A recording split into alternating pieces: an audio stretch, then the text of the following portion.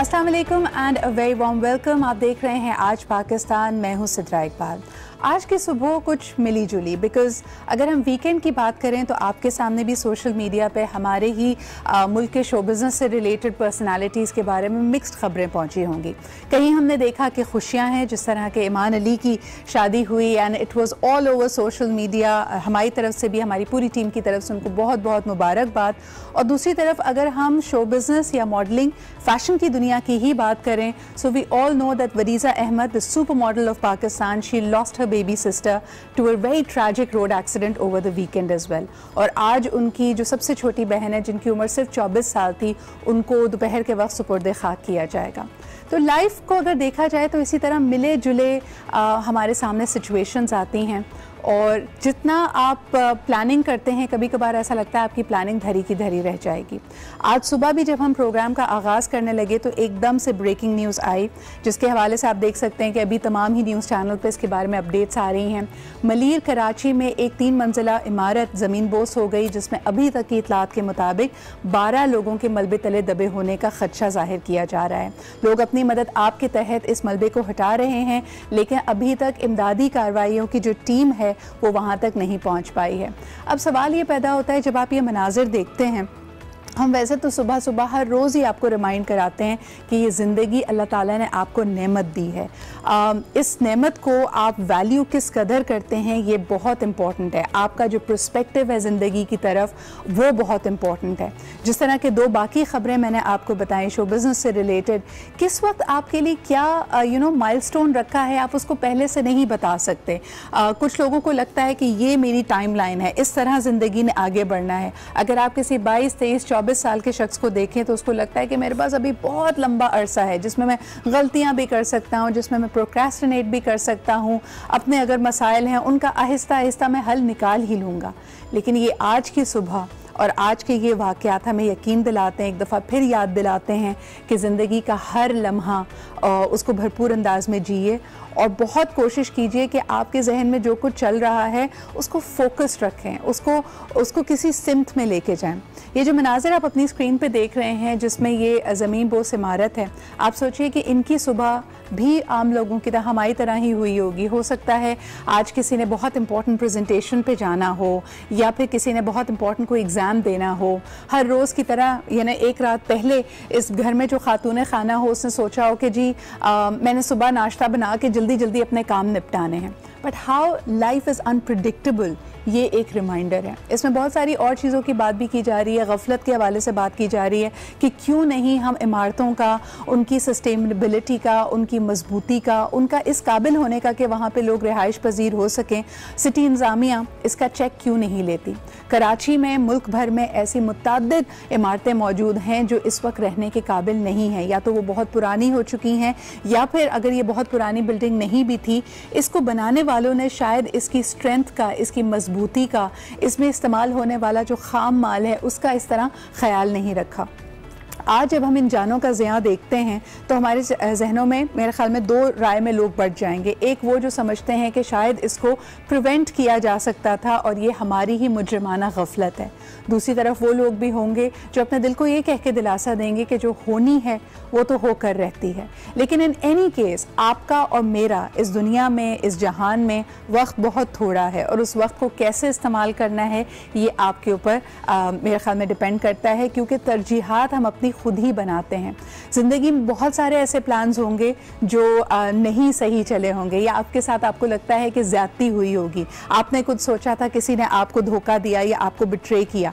लेकिन इम्पॉर्टेंट चीज़ ये है कि अब ये जो मोमेंट आपके पास है, आप उसके साथ क्या कर रहे हैं। क्या आप उसको रो कर, सोच कर, परेशान होकर गुजारना चाहते हैं, या you want to take your power in your hands and do something about it. हम तो यही उम्मीद करेंगे कि आप अपनी ज़िंदगी को अपने हाथ में लें और उसको उस तरह से गुजारें जो उसका हक है। इसी के साथ एक छोटा सा ब्रेक लेते हैं। ब्रेक के बाद जब वापस आएंगे तो हम बात करेंगे कुछ जी ऑनलाइन ट्यूटरिंग के बारे में। इसके अलावा आज मिलो पाकिस्तान में हमारे साथ एक बहुत ही ज़बरदस्त यंग इंटरनेशनल अचीवर भी मौजूद हैं जिन्होंने स्कीइंग की दुनिया में अपना नाम पैदा किया है। एंड देन मोर इम्पॉर्टेंटली सुबह 10 बजे हमारे पास एक बहुत ही इंसाइटफुल डिस्कशन है। हम समझते हैं कि जी हम जो टेलीविज़न देख रहे हैं इससे हमें दुनिया की आगाही मिल रही है, लेकिन अमेरिका में एक स्टडी, बल्कि कोर्ट की रूलिंग आई कि जो छोटे बच्चों को हम टेलीविज़न पे या सोशल मीडिया पे या इंटरनेट पे जो कंटेंट से एक्सपोज करते हैं, अभी उनका जहन कच्चा होता है, उनमें फ़ैसला लेने की, सही और गलत की तमीज़ करने की सलाहियत मौजूद नहीं होती। तो उसके जो मुज़िर असरात इनकी पर्सनालिटीज़ पे, इनकी ज़िंदगियों पे, ख़ुसूसन इनके लाइफस्टाइल पे, कि इनके खाने की आदत, इनके सोने की आदत और इनकी ओवरऑल जो पर्सनालिटी है उस पर क्या मुरतब होते हैं, आज इस पे बात करेंगे। क्योंकि आपके और मेरे इर्द गिर्द ये बड़ा एक कॉमन सी बात हो चुकी है कि जी बच्चा खाना नहीं खा रहा, कोई बात नहीं, उसको यूट्यूब पे कोई कार्टून दिखा दो और साथ साथ उसको निवाले बना के खिलाते रहो, तो बच्चा डिस्ट्रैक्टेड भी रहेगा और उसका पेट भर जाएगा। क्या ये अच्छी प्रैक्टिस है या नहीं, इस पे हम बात करेंगे जी 10 बजे। हमारे साथ रहिएगा। अभी लेते एक छोटा सा break, we'll be right back.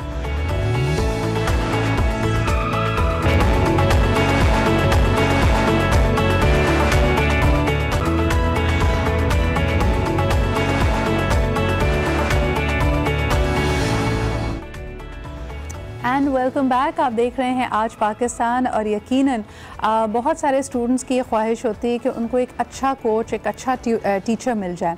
It is really important to have that kind of a mentor, और ख़ास तौर पर जब आपके एग्ज़ाम्स करीब आने लगते हैं तो आपको ज़रूरत होती है किसी ऐसे टीचर की जो बैठ के आपकी छोटी छोटी जो क्वेरीज़ हैं उनको भी सॉल्व करे और आपके लिए कोई स्टडी प्लान बनाए।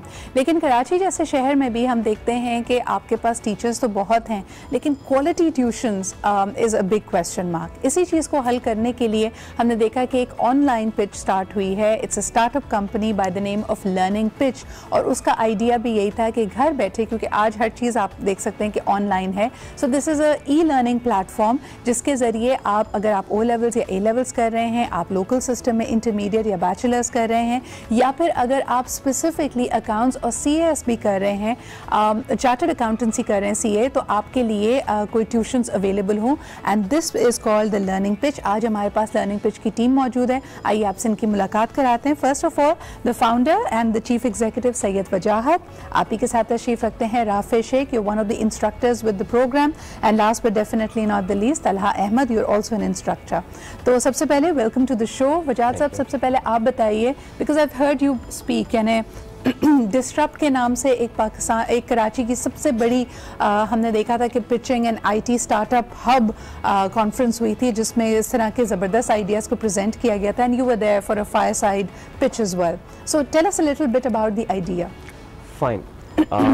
आई मीन मेरा पर्सनल खुद का बैकग्राउंड जो है वो 16 ईयर्स का IT का बैकग्राउंड है। I worked with Microsoft, Emirates airline in Pakistan and outside Pakistan in middle east and east African region. तो मैं हमेशा ये सोचता था कि टेक्नोलॉजी जो है वो कॉर्पोरेट एनवायरनमेंट में, बैंकिंग सिस्टम में बहुत बड़ा चेंज लेके आ रही है। Disruption is everywhere, so why not education as well.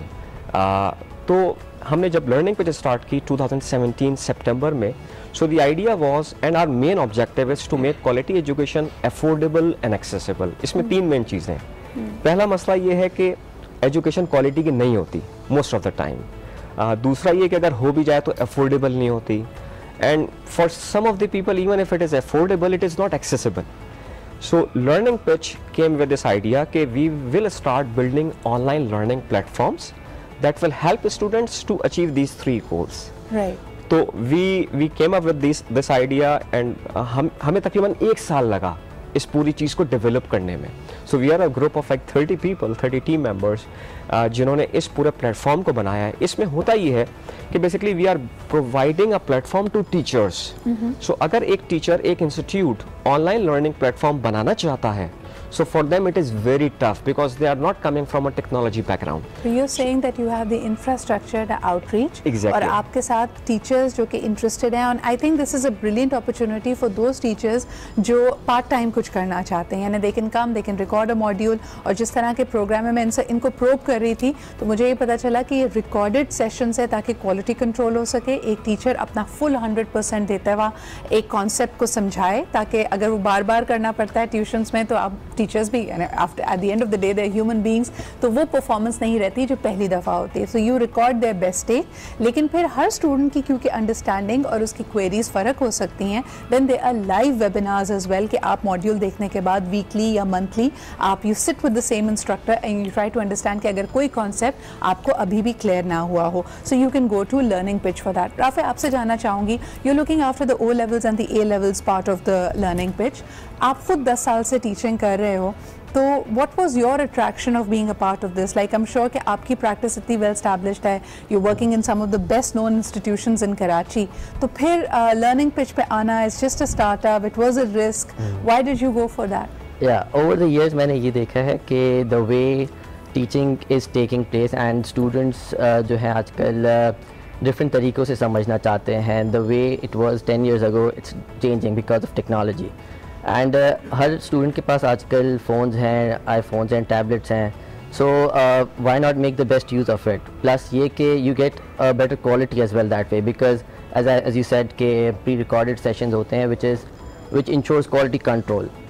So over the years, plus ये कि आपकी एक्सेसिबिलिटी, प्लस ये कि मेरे पास जैसे कुछ स्टूडेंट्स हैं जो फार ऑफ होते हैं, तो उनके लिए आना जाना with traffic and all, it's very difficult for them to commute all the way and then you know study for that 1 hour session or 2 hour session and then go back. So online से ये easy हो जाता है बच्चों के लिए भी कि उनके लिए अपने screens पे ही available है उनके पूरे lectures and plus whatever queries that they have they can then come back to us. Right. तो अगर यही बात तलहा आपके पास मैं लेके जाऊँ, we always talk about the triangle, like it has to be the teacher, it has to be the student and the parent. इसमें आपका लिंक तो बन जाता है स्टूडेंट के साथ. व्हाट अबाउट द पेरेंट्स, क्या उनको कैसे लूप में रखते हैं? क्योंकि उनको क्या पता कि बच्चा ऑनलाइन बैठ के गेम खेल रहा है या वो एक्चुअली ट्यूशन्स पे और अपनी स्टडीज़ पे फोकस कर रहा है. अच्छा, मेजरली जो जिस एरिया को मैं लुक आफ्टर कर रहा हूँ, that is of CA and CCA, and that is of chartered accountancy. And I assume कि वो इतने mature होते हैं जब ये इतना decision लिया. Regarding the academics part, आपके पास जब online कोई पढ़ने आ रहा है तो उसका मतलब ये है कि he is already been in a serious mode. और इसके साथ साथ आप जब accessibility दे रहे हो किसी को पढ़ाने के लिए, पढ़ने के लिए, तो यूजुअली पेरेंट्स के पास भी एक जो हमारे पास जैसे व्हाट्सएप ग्रुप्स हैं या फिर जो वेबिनार सेशंस हैं, we do inform their parents also कि जी ये एक सीक्वेंसिंग चल रही है, this is the study plan, this is the study plan. और स्टडी प्लान आपसे पहले ही शेयर कर दिया जाता है. रिगार्डिंग और अगर कराची जैसे मुल्क में, कराची जैसे शहर में जहाँ हम देखते हैं कि जी बिजली का कुछ पता नहीं है, अब अगर आपकी ऑनलाइन लाइव स्ट्रीमिंग वाली क्लास है and suddenly there is no electricity, what will the child, all the live stream class will have recorded, backup है, उसका बैकअप है. Secondly is that if in Karachi and someone is utilising our platform, उसके पास cell phone है, right. तो cell phone is charge, there are hopefully it is charged, hopefully आपने अपना charge करके रखा हुआ है, and so it is expected. I mean these are the little glitches. I was just probing you, लेकिन it's a fantastic idea. एक सवाल मैं आपसे ज़रूर करना चाहूँगी कि एक बात अभी तलहा ने की वजाहत कि you know somebody who's opting for online studies is already a serious student. तो क्या हम ये समझें कि आपका जो प्लेटफॉर्म है it is for the smarter already bright students, या जो बेचारा थोड़ा सा वीक फील करता है, मेरे जैसे जो स्टूडेंट्स होते थे वो भी जाके फ़ायदा उठा सकते हैं? So basically there is a term called as blended learning and adaptive learning. Right. So adaptive learning is that the platform will customize itself as per the student background. Right. So उसमें होता क्या है कि हम student की assessment कर लेते हैं और असेसमेंट के हिसाब से उसको pre-recorded lectures, videos according to their so you're background. saying the same concept may be recorded in 2-3 different versions. Exactly. One is for a fast learner or somebody who's you know a little intermediate higher level, and somebody who's maybe just starting out or basics पे उसके लिए एक अलग lecture. So there could be accelerators programs, there could be like medium level programs, there would be like slow pace programs. So all of these would be to considered the student needs as per their background. And you've already made modules for जिसे आप कह रहे हैं O levels, A level subjects, CA. जी. इसमें से थोड़ा add करना चाहूँगा. फॉर इंस्टेंस अभी आप अगर एकेडमिक्स को देखें तो there is a normal program that is being conducted by Rafay. There is are 40 hour program conducted by me for those student जो कि स्लो लर्नर्स हैं और दे वांट कोई रैप अप कि वो बार बार रिवीजन चाह रहे होते हैं. So there is a crash program for the OA levels accounting that is being conducted by me. तो वो एक एरिया इस तरह से हम कवर करते हैं. And secondly, all the instructors are so qualified. Rafi being a chartered accountant, me being a chartered accountant, and we are working in the actual business environment. I think that clarifies a lot of queries for our students. Once again, we'd like to say कि अगर आप exams करीब हैं और आप सोच रहे हैं कि अब कोई कोचिंग आपको नहीं लेगी क्योंकि बात बहुत आगे बढ़ चुकी है, then perhaps learning pitch can be the answer for it. Thank you so much Wajahat, Rafe and Talha for being here. और आप लोग ज़रूर जाके इसको ऑनलाइन चेकआउट कीजिए. ऑनलाइन ही पेमेंट्स हैं. It's easy, it's accessible. It's at your own pace learning, and that is their motto. So इसी के साथ लेते हैं एक छोटा सा break. We'll be right back. Stay with us.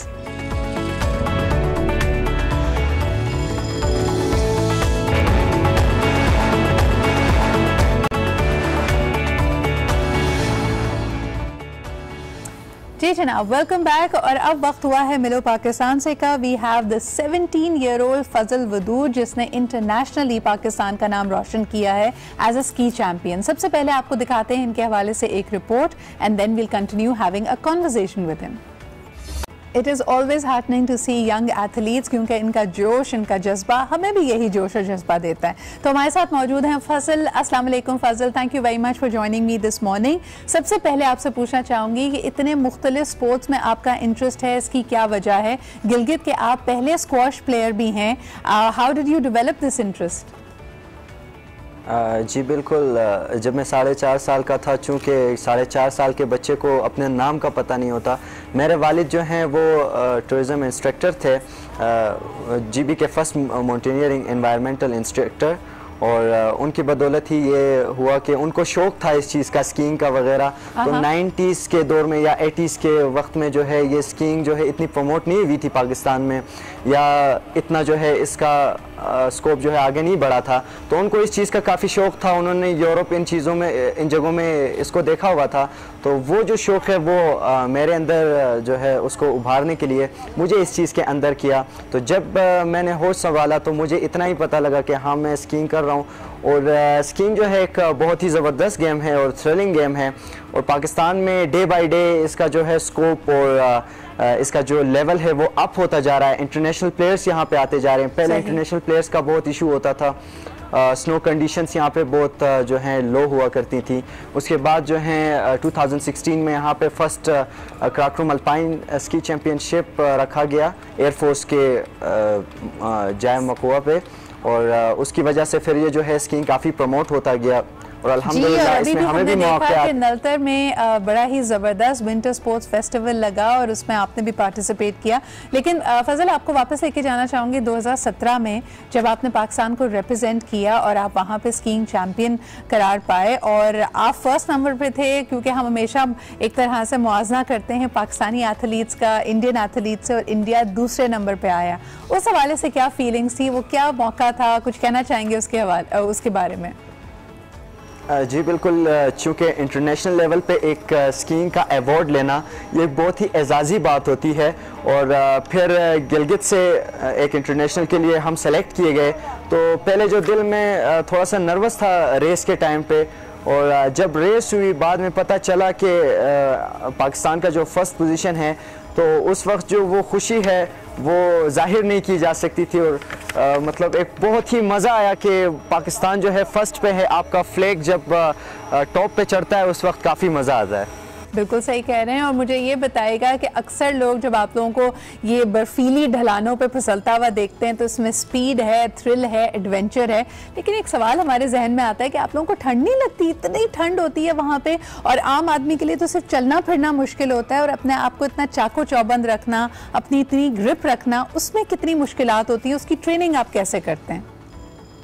Skiing जो है one of the thrilling games in the world है, मैंने पहले ही बताया, और one of the expensive games in the world है. इसका एक्सपेंस जो है वो काफ़ी, इसके जो गेयर्स हैं वो काफ़ी महंगे पड़ते हैं और इसको ऑस्ट्रिया या अमेरिका से इंपोर्ट करवाना पड़ता है. पाकिस्तान में चूँकि इसके जो हैं गेयर्स नहीं मिलते हैं, जो इक्विपमेंट है वो नहीं मिलता, तो ये बहुत ही मेरे लिए टफ हो जाता है कि गिलगित से यहाँ पे आना और 2 या 3 महीने की ट्रेनिंग करना और सारा एक्सपेंस जो है वो अपने उस पे करना, तो ये मेरे लिए बहुत महंगा पड़ जाता है। All the best. और अब जिस तरह के Pakistan sports federation, winter sports federation और पाकिस्तान एयरफोर्स बाकायदा इन तमाम विंटर स्पोर्ट्स को प्रमोट कर रही है, वी होप कि वो एक्सपेंसेस वाला पार्ट भी आपका कवर हो जाए और मजीद, क्योंकि इसमें इंटरनेशनल प्लेयर्स भी आए, फंडिंग भी आए, तो आपका ये शौक इसी तरह आगे बढ़ता रहे और आप पाकिस्तान का नाम रोशन करते रहें। हमारे साथ होने का बहुत बहुत शुक्रिया। आप लेते हैं एक छोटा सा ब्रेक के बाद वापस आएंगे। We have a very important discussion with us, so don't go anywhere.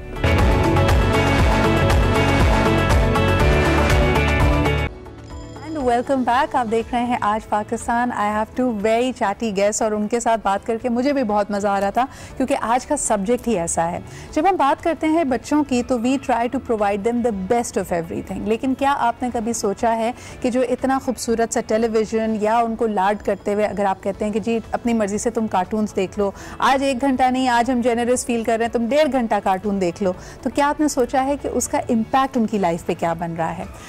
मैंने आपको प्रोग्राम की शुरुआत में भी बताया था कि कोर्ट की अब बाकायदा अमेरिकन कोर्ट्स की इसके बारे में वर्डिक्ट्स आए हैं, जब उन्होंने कहा कि एक छोटा बच्चा जो 10 साल की उम्र से कम है वो डिफेंसलेस है, यानी उसके पास कोई दिफाई तरीका, कोई कोपिंग मैकेनिज्म मौजूद नहीं है साइकोलॉजिकली स्पीकिंग, और उसकी नफ्सियात पे एक बहुत गहरा असर छोड़ती है एडवर्टाइजिंग। इसको थोड़ा और आसान बना देते हैं। कभी आपने देखा है कि बच्चों की डिपिक्शन हमारे एड्स में किस तरह होती है? वो बहुत मज़े से या तो बिस्किट्स खा रहे होते हैं, खेल रहे होते हैं, कूद रहे होते हैं, और खाने में क्या खा रहे होते हैं? बर्गर्स, पैटीज़, फिर इसके अलावा सारी वो चीज़ें जो कि जंक फूड में शुमार होती हैं।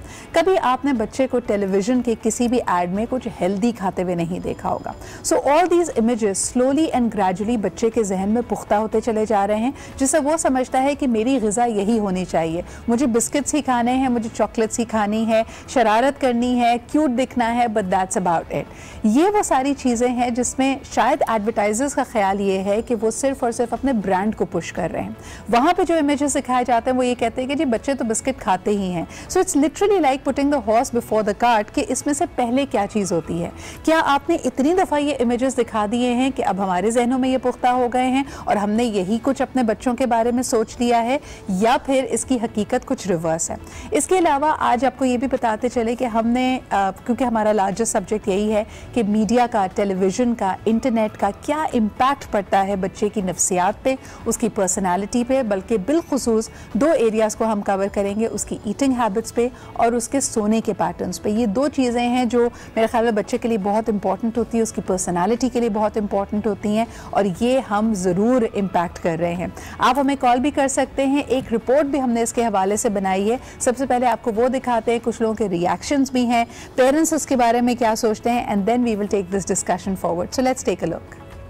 गेम्स और कार्टून से बिल्कुल ऐसे हो गए जैसे रायता और सलाद, उसके बगैर खाने का मज़ा ही नहीं है, और ख़ास तौर पे बच्चों को खाना खिलाना भी मुश्किल होता चला जा रहा है। आज ही हमारे साथ जो गेस्ट मौजूद हैं वो एक्सपर्ट्स हैं बच्चों की नफ्सियात और बच्चों की वेलबींग के हवाले से, तो उनसे जानेंगे कि क्या हमारे तरीक़ेकार में रद्दोबदल की ज़रूरत है या जैसे चल रहा है वैसे चलने दिया जाए। हमारे साथ आज मौजूद हैं doctor Neelam Naz, you're a clinical psychologist at the transformation wellness clinic. Thank you very much doctor Neelam for being here with us. And of course we also have with us doctor Atif, who's a child specialist। आपकी पहले भी इनसे मुलाकात हो चुकी है एक बहुत ही अहम मौजू पे, जब हम पोलियो कैंपेन के बारे में बात कर रहे थे, another subject which is very very close to his heart। Thank you Dr. Atif for being here with us on this subject as well। अच्छा जी, सबसे पहले डॉक्टर नीलम, ये जो हमने कहा कि आपने देखा ही होगा और ये रियल स्टोरीज है, जिसमें कहते हैं बेटा खाना खा लो, खाना खाने के लिए ज़रूरी है, उसने कहा नहीं जी, नेगोशिएशन, बाकायदा बच्चे आपके साथ बार्गेनिंग कर रहे हैं कि नहीं ये वाला कार्टून लगेगा तो मैं खाना खाऊंगी।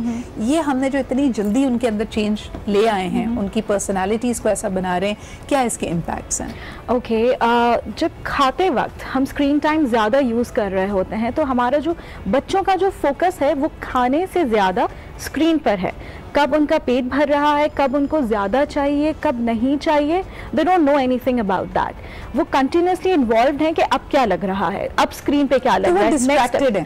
यानी आप एक ऐसे सिचुएशन देखिए जहाँ पे माँ निवाले बना बना के बच्चे के मुंह में डाल रही है और उसको डिस्ट्रैक्ट किया हुआ है, ना वो ग़िज़ा को इंजॉय कर रहा है, ना उसका वहाँ पे फोकस है, ना उसकी बॉडी जब रिएक्ट करती है कि जब बच्चा, जैसे पहले तो भूख लगती है तो रोता था, लेकिन जब पेट भर जाता था तो खामोश हो जाता था। उसका पेट कब भर रहा रहा है बच्चे को भी पता नहीं चल रहा। एग्जैक्टली। और दूसरी चीज़ जो सबसे ज़्यादा उनको नेगेटिवली इम्पैक्ट कर रही है वो ये है कि वो बैठे हुए हैं और वो स्क्रीन पर चीज़ें देखे जा रहे हैं, कंटिन्यूसली देख रहे हैं। अगर उन्होंने खाना ले भी लिया है, न्यूट्रिशियस वैल्यू आ भी गई है, they just want to keep sitting और वॉच करते रहें वो वाली चीज़।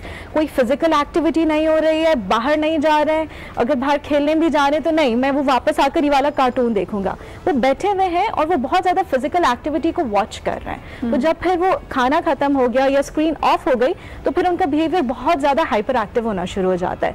जो कार्टून्स वो देख रहे होते हैं उसको घर में वो कॉपी करना शुरू कर देते हैं और तब पेरेंट्स परेशान हो जाते हैं। अच्छा, एक और चीज़ हमने नोटिस की है कि every child is now very very conscious of the camera. Doctor Atif, I don't know if you notice, ये जितने बच्चों के हम वीडियोस देख रहे थे, जैसे ही मोबाइल निकलता है या उनको पता है कि उनकी वीडियो बन रही है या तस्वीर खिंच रही है, एक जो इनोसेंस होती थी यंग एज की वो नहीं है।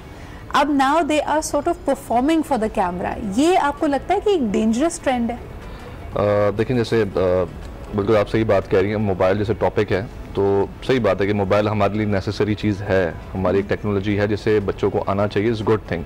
लेकिन प्रॉब्लम इज़ दैट जैसे हम यूज़ करें, जैसे डॉग बता रही हैं बात कि हमने डिस्ट्रैक्शन खाने के लिए या कुछ किसी चीज़ के लिए भी हमने बहुत डिस्ट्रैक्शन पैदा कर दिए बच्चों में। जैसे अगर खाना खा रहे हैं तो पहले होता था कि यार एक टेबल पे सब बैठ के खाना खाते थे, एक टाइम लिमिट था कि इस टाइम पे आपको खाना खाना है। जितनी कम से कम डिस्ट्रैक्शन होती है उतना बच्चे के लिए आसान होता है कि वो खाना खाए। लेकिन प्रॉब्लम टेबल मैनर्स, आपकी फैमिली टाइम, आपकी आदात और अतवार, दूसरे को नोटिस करना, एम्पैथी, कंपैशन, यानी बच्चे को ये छोटी छोटी चीज़ें सिखाना कि भाई अगर आप एक मेज़ पे बैठे हैं तो आपने डिश किसी और को पास करनी है, पहले बड़े लेंगे, प्लेट में कितना डालना है। आपने वो तमाम लर्निंग प्रोसेस माइनस करके बच्चे को एक अलग दुनिया में ट्रांसपोर्ट कर दिया। आप यहाँ तक देखिए कि अगर हम रेस्टोरेंट्स में देखते हैं कि कोई फैमिली साथ में डिनर करने के लिए आई है तो छोटे बच्चे को चुप रहने के लिए, ताकि वो बड़ों को डिस्टर्ब ना करे, आप कार्टून लगा के एक तरफ किसी बात में आप देखेंगे हमारे यहाँ जो है प्रॉब्लम यही होती है। जैसे एक सिंपल सी बात है, बच्चे को जो आप बिल्कुल बच्चा हाइपर भी सेकंड नहीं, बच्चा एक छोटा है जो एक आप उसको सिखाएंगे वो वही करेगा, जो आप उसे खिलाएंगे वही खाएगा। अगर वो चाइना में होगा आप उसे कॉकरोच खिलाएं वो कॉकरोच खाने शुरू हो जाएगा। तो it's on us, its parents responsibility हम बच्चे को कैसे लेके चलते हैं। हाँ। लेकिन हम जिसको आदी बनाएंगे वो वैसे वैसे करने शुरू हो जाएगा। वही बात कि मैंने यहाँ पे कॉन्सेप्ट आता है कि बच्चों को रिवॉर्ड करने का। जब बच्चा जो छोटा सा होता है 18 महीने का होता है, वो सेल फोन अनलॉक कर लेता है तो हम अप्रिशिएट करते हैं, देखो कितना स्मार्ट है, इसने अनलॉक करना सीख लिया, इसको पता चल गया ये आइकन कहाँ पर है। यहाँ से उसको पता चल जाता है कि मुझे अप्रिसिएशन मिल रही है, मुझे अटेंशन मिल रही है इस चीज से, तो इसलिए वो ये चीज ज्यादा करना शुरू कर देता है। फिर वो सेल्फीज लेना भी शुरू कर देता है और जब एक्सेसिव यूज हो जाता है तो वही पेरेंट्स जो उसको पहले अप्रिशिएट कर रहे थे वो परेशान हो जाते हैं। अच्छा, एक तरफ मैं ये सवाल कॉलर्स लेने से पहले क्विकली ये सवाल करना चाहूंगी डॉक्टर नीलम, हर पेरेंट चाहता है कि उसका बच्चा पूरा एतमाद हो, कॉन्फिडेंट हो। कब वो कॉन्फिडेंट आपके लिए एक तरह से नुकसानदेह टॉक्सिक तरीके पे चला जाता है, क्योंकि now the kid is very aware that I am being watched और उसकी तमाम हरकत और सकनात इस बात पे मुतवज्जो हो जाती हैं कि मुझे लोग देख रहे हैं। Is that a good thing, is that a bad thing? Not always, see everything is good in moderation. आपका एक बैलेंस होना चाहिए, एक बाउंड्री होनी चाहिए। कॉन्फिडेंस किस लिए चाहिए? ताकि वो अपने काम कर सके, ताकि वो दुनिया में सर्वाइव कर सके। लेकिन जब confidence without check and balance आ जाता है, उसको ये होता है अरे मैं कुछ भी कर लूं, मुझे कोई पनिशमेंट नहीं होनी, घर वालों ने मुझे बैकअप ही करना है। अगर और दूसरा ये कि रेडीमेड ऑडियंस मिल गई, जिस तरह अक्सर लोग नहीं कहते कि जब मेहमान आते हैं तो बच्चे ज्यादा बदतमीज हो जाते हैं, या सुपरमार्केट पे उन्होंने टैंट्रम इसलिए थ्रो किया है क्योंकि आसपास लोग देख रहे हैं, पेरेंट्स प्रेशराइज होंगे और जिस चीज की भी आप जिद कर रहे हैं वो आपको देंगे। तो अगर आपने इन सिचुएशन से निकलना है तो पहले ही आप उसको उसके अंदर का जो अदाकार परफॉर्मर है ना, उसको उस हद तक ना पहुंचाएं कि वो डीवा बन जाए। एक कॉलर हमारे साथ है, उनसे बात करते हैं। हेलो जी, अस्सलाम वालेकुम। वालेकुम अस्सलाम and good morning to all of you. Thank you so much, good morning to you as well. कौन बात कर रही हैं और कहाँ से? शाजिया फ्रॉम कराची। आपका शो माशाल्लाह बहुत अच्छा होता है। Thank you Shazia. टॉपिक्स आप लेकर आती हैं, आज का टॉपिक भी बहुत अच्छा है। और मैं पहले तो ये बताना चाहूंगी कि मैं भी अपनी बच्ची को 18 मंथ्स ओल्ड है, उसको भी अभी मैं नाश्ता कराने की बहुत कोशिश की विदाउट मोबाइल, लेकिन उसने नहीं किया। आफ्टर ऑल मुझे उसे लगा के उसे राइम देनी पड़ी and she is watching and she is doing her नाश्ता ना। तो ये भी बता रही कि आप टेबल पे भी खाना खिलाते हैं, आप मॉनिटर भी करते हैं, हर चीज करते हैं, आप माहौल ऐसा देते हैं कि वो ना करें, लेकिन समहाउ बच्चे जो है मोबाइल की तरफ अट्रैक्ट हो रहे हैं। ये मतलब मैं बहुत खिलाफ हूँ मोबाइल के। मैं अपने दोनों बच्चे जो बड़े हैं उनको नहीं देती, उनको बिल्कुल भी नहीं, लेकिन कहीं ना कहीं वो ऊपर अप्पो के पास जाके देख लेते हैं, या समहाउ अगर कोई मेरी फ्रेंड आई है उसके बच्चे लेकर वो देखे, वो तो देख रहे हैं। It is also probably because जिस तरह आपने खुद इशारा किया कि आपके 2 बड़े बच्चे हैं, एक 18 माह की बच्ची है, तो जाहिर सी बात है आप खुद भी you are very very pressed for time. मुझे जो चीज़ समझ में आ रही है कि आपके लिए कन्वीनियंस एट वन पॉइंट ज़्यादा अहम हो जाती है कि भाई बेसिक्स खा लें, खाना टाइम पे चीज़ें ख़त्म हो जाएं, चलो कोई बात नहीं, थोड़ी देर अगर मोबाइल का ही इस्तेमाल करना पड़ जाए। Does that happen to you? No, मैं ये नहीं करती। मेरा सारा टाइम बच्चों के साथ गुजरता है। मैं नहीं चाहती कि मोबाइल ले, लेकिन जब वो समाव इतना मजबूर कर देते हैं कि देना पड़ता है, वरना मैं बच्चों को खुद पढ़ाती हूँ, सब कुछ बच्चों के साथ टाइम भी मैं खुद गुजारती हूँ। ऐसा नहीं कि मैं चल जाती हूँ कि नहीं बस अब मोबाइल पकड़ा दूँ, ये इससे गुजारा करे, ऐसा नहीं है। सही। Thank you so much Shazia for making that call, and I think that is the difficulty a lot of parents are facing. उनको लगता है कि हम तमाम तर तवज्जो भी देते हैं, बहुत मेहनत कर रहे हैं बच्चों के लिए, because you know raising a full time family is not an easy job. लेकिन अब कहाँ पे the healthy becomes unhealthy, that is the real debate. इस पे हम बात करेंगे जी एक छोटे से ब्रेक के बाद।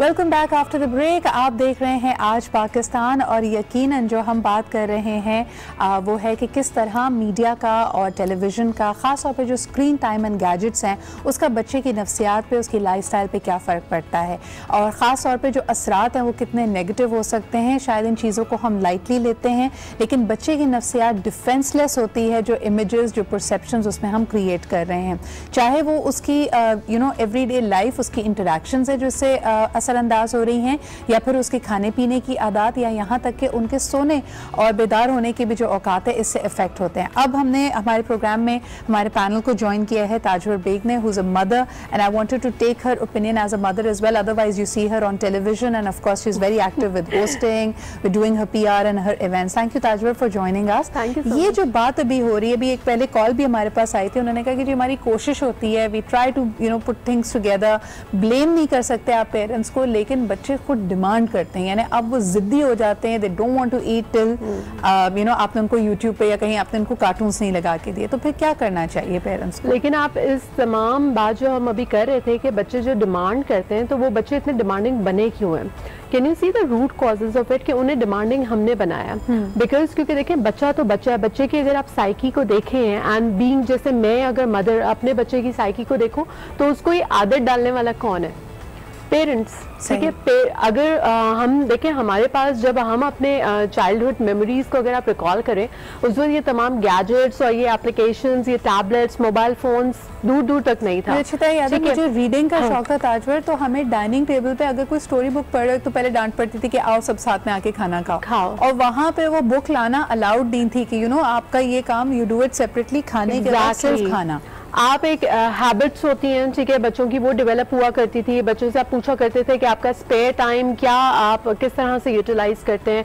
रीडिंग होती थी, इंडोर गेम्स होते थे, आउटडोर गेम्स में आप देखें बच्चे कितना ज्यादा पार्टिसिपेट करते थे। याद है जो डिनर टेबल्स और लंच टाइम टेबल्स होती थी, उसके अंदर बैठ के कभी अखबार जरूर जाके, अगर मेरे नाना हमारे साथ टेबल पे होते थे, वो हमेशा अखबार डिस्कस करते थे कि आज की टॉप स्टोरीज ये हैं, कोई वोकैबुलरी की बात होती थी, या कोई हार्ड वर्ड दे के आपसे पूछा जाता था कि इसका मतलब या इसकी स्पेलिंग क्या है। So I mean something constructive, it was family time rather than आप। और छोटे बच्चों को आप देखें कि स्टोरी टेलिंग का कितना ज्यादा ट्रेडिशन हुआ करता था, अब वो स्टोरी टेलिंग आपको नजर नहीं आती। अब मदर्स, अब जैसे मैं खुद भी कहती हूँ कि बीइंग अ वर्किंग मदर, अब अगर बच्चा, मुझे अपना एक स्केड्यूल बनाना है और उस स्केड्यूल में मुझे I have to finish and wind up my work accordingly, तो मुझे देर हो रही है किसी चीज के लिए, अच्छा जल्दी वाइंड अप करने के लिए टैबलेट पकड़ा दिया बच्चे को या मोबाइल फोन पकड़ा दिया, उसको राइम लगा दी, उसने जल्दी उसको देखते हुए अपना खाना फिनिश कर लिया। ऑल्सो दैट कॉन्सेप्ट आज ये मैं डॉक्टर नीलम के पास आना चाहूंगी कि लोग ये समझते हैं कि जी ये जो बच्चा स्क्रीन टाइम हम इसको दे रहे हैं ये यू नो नेगेटिव इसलिए नहीं क्योंकि वो कुछ एजुकेशनल सीख रहा है, या तो आपने उसको राइम्स लगा दिए या अल्फाबेट्स लगा दिए या काउंटिंग या कोई इंटरैक्टिव गेम है जिसमें उसकी मोटर स्किल्स बेहतर हो रही हैं, तो आप क्या कहेंगे इसको कि ये भी मॉडरेशन में होना चाहिए? बिल्कुल, देखें टेक्नोलॉजी को अगर हम अच्छे के लिए यूज़ करें तो इट्स वेरी हेल्दी। अब देखिए टेक्नोलॉजी की वजह से और सोशल मीडिया की वजह से children are turning into bloggers, that is also nice, you know they are interacting with people जो कि बाहर रह रहे हैं, कम्युनिकेशन बढ़ रही है, इट्स नाइस, लेकिन वो मॉनिटर्ड होना चाहिए और एक पर्टिकुलर एज के बाद होना चाहिए। अगर आप कोई गेम्स खेल रहे हैं, आप कंप्यूटर को या यू नो फोन को यूटिलाइज कर रहे हैं, that's good, but it should be monitored और टाइम इंटरवल्स के साथ। हम इसको लिंक करते हैं, अगर वही चीज़ वो खाने के वक्त कर रहे हैं या सोते वक्त वो मांग रहे हैं नहीं मुझे अभी खेलना है, अभी के अभी खेलना है, तो तब आपने देखना होता है कि ये इसकी हेल्थ पे इफेक्ट कर रहा है, not right now. You know 1 or 2 hours in a day when you are with them, आप उनके साथ बैठकर वही चीज़ करें, तो जो हम कह रहे हैं ना सोशल स्किल्स का लैक आ रहा है बिकॉज ऑफ टेक्नोलॉजी। अच्छा, वो चीज़ पे मैं एक और बात ऐड करना चाहूँगी कि पूरे दुनिया में अब एक और डिबेट जो हो रही है, जो आपने यहाँ पे ब्लॉगर्स का जिक्र किया, बहुत सारे यंगस्टर्स, बहुत सारे एडल्ट्स इसके अंदर इन्वॉल्व होते हैं और लोगों ने अपनी अपनी यूएसपीज बनाई हुई हैं। कोई समझता है कि वो फूड ब्लॉगर ज़्यादा अच्छा है, माफ़ कीजिएगा, कुछ लोग समझते हैं वो फैशन के बारे में ब्लॉग कर सकते हैं, लेकिन एक नया कॉन्सेप्ट इसी में एक जॉनरा आती है of young mothers who want to showcase their lifestyle, कि वो अपने बच्चों को किस तरह ड्रेसअप करती हैं, चाहे वो यू नो उनके 2 बच्चे हैं फिर भी उन्होंने अपने आप को कितना फिट रखा हुआ है, कितनी वो फैशन कॉन्शियस हैं, उसके ऊपर बाकायदा इंटरनेशनली डिबेट ये हो रही है कि आप अपने बच्चे को you can not use the child as a fashion accessory, क्योंकि बच्चे की इस वक्त रजामंदी या उसकी जो कॉन्शियस चॉइस है वो इसमें शामिल नहीं है। आप उसको किसी बैग या पर्स की तरह तैयार करके अपने साथ नहीं लाद सकती, लेकिन हमारे यहाँ अभी भी मेरे ख्याल में we are far away from that debate. Doctor Atif, before I take a call आपसे पूछना चाहूँगी कि हम अभी ताजवर ने बड़ी अच्छी बात की कि हम अपने ऊपर तो रूल्स लागू नहीं करते।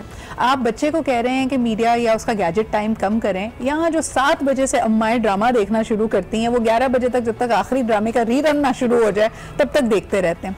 तो हमारा तो अपना स्क्रीन टाइम इतना ज़्यादा है, बच्चे का स्क्रीन टाइम कैसे कम करें? बिल्कुल ये बात सही है, जो पेरेंट्स होते हैं, हमने जैसे ताजवर ने कहा, ये मदर है या जैसे बात हो रही थी कि पेरेंट्स बहुत ज़्यादा ज़रूरी होते हैं कि रूट कॉज क्या होती है बच्चे के लिए। शुरू के जो 3 साल होते हैं बच्चों के लिए बहुत ज़्यादा ज़रूरी होते हैं, और पहला साल तो बहुत ज़्यादा ज़रूरी होता है जो ग्रोथ होती है। एट बर्थ उसकी वेट 3 kg होता है, जो 1 साल पे 10 kg हो जाता है। हाइट 50 सेंटीमीटर होती है, वो ऑलमोस्ट 75 हो जाती है। जो उसका सर FOC होता है वो 35 पे होता है, वो 47 हो जाता है। सही, इतनी ज़्यादा ग्रोथ हो रही होती है, और उसके बाद 1 साल के बाद वो 6 सेंटीमीटर या वेट 2 kg के अलावा बढ़ रहा होता है। ऐसे FOC 0.5 या 1 सेंटीमीटर बढ़ी होती है, तो पहले साल आप देखें कितनी एक्सपर्ट ग्रोथ हो रही होती है। तो उसमें आप जो बच्चे को सिखा रहे हैं, अब जैसे हम यही बात करें कि उनको मोबाइल लगाया किसने, हम लोगों ने लगाया, हम लोगों ने उनको आदत डाली।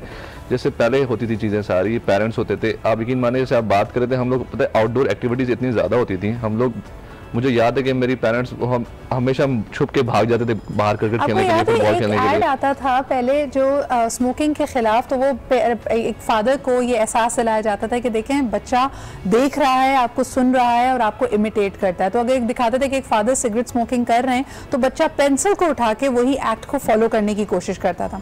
आज ये देखिए कि जो बच्चा अपने पेरेंट्स को नोट करता है, ठीक है वो आपके साथ होते हुए भी आपके साथ नहीं होते। पेरेंट्स यूजुअली अगर वर्किंग पेरेंट्स हैं तो सभी मोबाइल में लगे हुए होते हैं, तो उसको लगता है कि शायद that is the way of life, तो वो भी फिर अपना कोई ना कोई आउटलेट ढूंढ लेता है। एक छोटा सा ब्रेक लेते हैं, ब्रेक के बाद वापस आके इसको कंटिन्यू करेंगे, कंक्लूड करेंगे। हमारे साथ रहिए।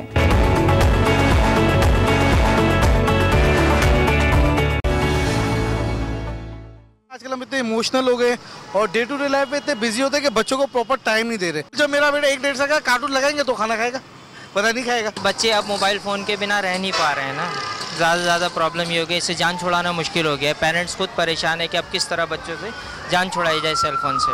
माँ बाप खुद मोबाइल में लगे होते हैं, तो वो इतने बिजी होते हैं कि बच्चा बोलता है तो उसको एक नया फ़ोन दिला के उसको भी यही कर देते कि भाई उसको कार्टून या म्यूज़िक पे बिठा देते हैं, वो बैठ जाता है। एक टाइम ऐसा आता है कि बच्चे जो हैं वो खाना बिल्कुल भी मतलब सेल फोन के बिना नहीं खाते हैं, कि उनको ज़रूर उसमें कार्टून चाहिए होता है। मेरा भी बच्चा है, मैं भी यही चाहूँगी कि मैं इस चीज़ की आदी ना बनाऊँ। माशरे में जो कुछ होगा बच्चा वैसे ही देख के करेगा।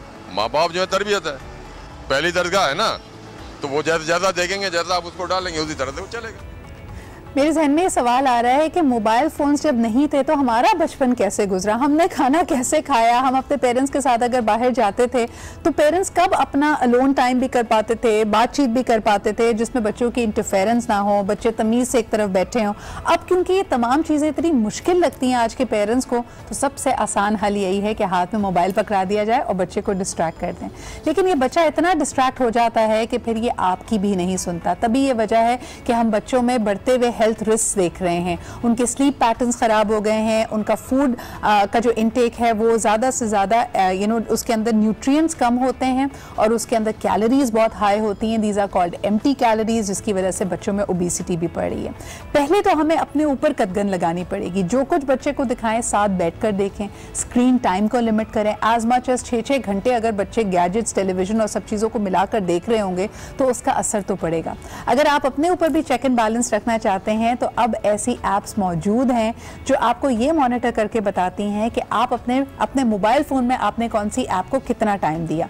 और ये आपके लिए एक शौक होगा जब आप देखेंगे कि आप जो समझते हैं ना कि शायद मैंने 2 या 3 दफ़ा फेसबुक चेक किया, मेरे लिए अपने लिए शौक था क्योंकि 24 आवर्स में अगर मैं 7 घंटे की नींद हटा लूँ तो उसके बाद का जितना अरसा था उसके अंदर तकरीबन मेरा average time for checking Facebook was coming to 12 to 14 hours, जिसमें आप टोटल करके वो नंबर ऑफ मिनट्स कर रहे थे कि सिर्फ 1 मिनट देखा था, किसी की ज़रा कोई स्टोरी पढ़नी शुरू की, लेकिन you are actually spending that much time.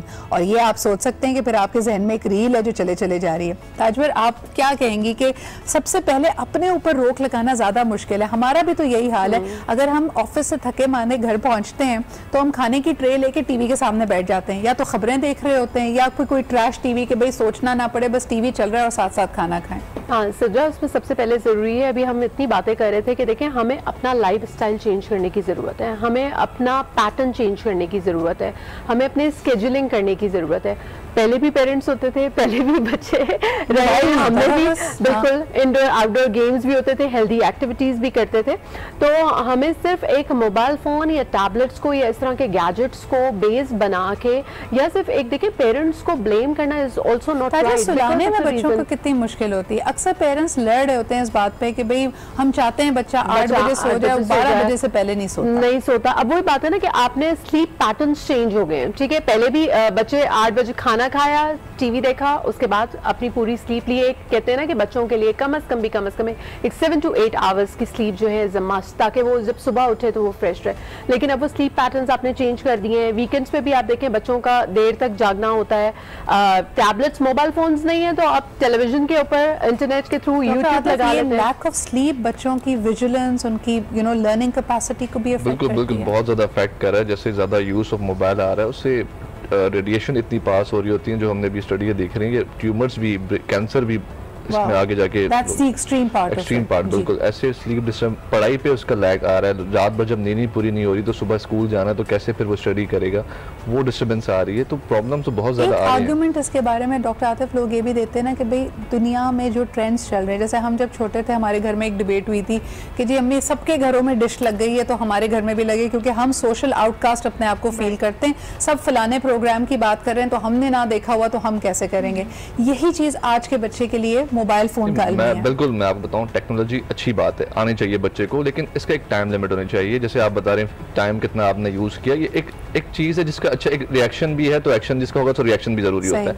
आपने एक लिमिट्स बनाई हुई होती है कि यार हम ज़्यादा उसको एक्सेस यूज़ ना कराएं, क्योंकि बहुत सारी चीज़ें इंटरनेट पर ऐसी भी हैं, फेस मोबाइल के थ्रू वो देख रहे हैं जो है, जैसे बहुत सारे प्रोपेगेंडे देख रहे होते हैं, तो आप बिल्कुल बच्चे को बिल्कुल ना करें। Your comments doctor Neelam before we wind up. Right, 18 months के अंडर जो बच्चे हैं, स्पेशली जिस तरह हम उनकी डेवलपमेंट की बात कर रहे थे, तो कॉग्निटिव डेवलपमेंट, जो हमारी ब्रेन की, हमारी थिंकिंग प्रोसेस, बच्चा कितना स्मार्ट हो सकता है, कितनी प्रॉब्लम सॉल्विंग लॉजिक उसकी किस तरह डेवलप होती है, क्रिएटिविटी किस तरह डेवलप होती है, वो सारी चीज़ें उस टाइम पीरियड में होती हैं। और वहाँ पर हाईली रिकमेंड किया जाता है कि आपने स्क्रीन टाइम नहीं देना है, आपने खुद इंगेज रहना है उनके साथ, उनको क्रिएटिव चीज़ों में इंगेज रखना है। Also getting bored is also healthy sometimes. अगर वो बोर हो रहे, अगर वो कुछ नहीं कर रहे at times, that's also okay, you know. उस तरह वो हैसियत पेरेंट आपको उनके पूरे दिन का एक मिनट फन फील्ड अकाउंटेबिलिटी के लिए नहीं होना चाहिए, right? So let them be as well. और दूसरी बात ये जो आप कह रही थी सोशल आउटकास्ट के लिए, राइट? तो अगेन थोड़ा सा इनकॉर्पोरेट करना है, दे शुडंट फील कंप्लीटली कि हमारे पास ये चीज है, सामने मोबाइल रखे तो क्या है, ये क्या होता है, ऐसा नहीं होना चाहिए। So much doctor Neelam, thank you doctor Atif and you know ताजवर for being here. वक्त हमेशा कम होता है, आज ब्रेकिंग न्यूज़ की वजह से हमारा डिस्कशन शॉर्टन हो गया, लेकिन उम्मीद यही है कि आप अपने बच्चों का स्क्रीन टाइम लिमिट कर पाएंगे, उनके साथ बैठकर देखेंगे और कोशिश करें कि उनको इंटरपर्सनल स्किल्स यानी आप उनके साथ ज़्यादा वक्त गुजारें, बस you know as compared to कि आप उनको सिर्फ एक गैजेट के सामने रख दें। इसी के साथ मुझे यानी सिद्रा को इजाज़त दें, आपसे कल मुलाकात होगी। खुदा हाफिज़।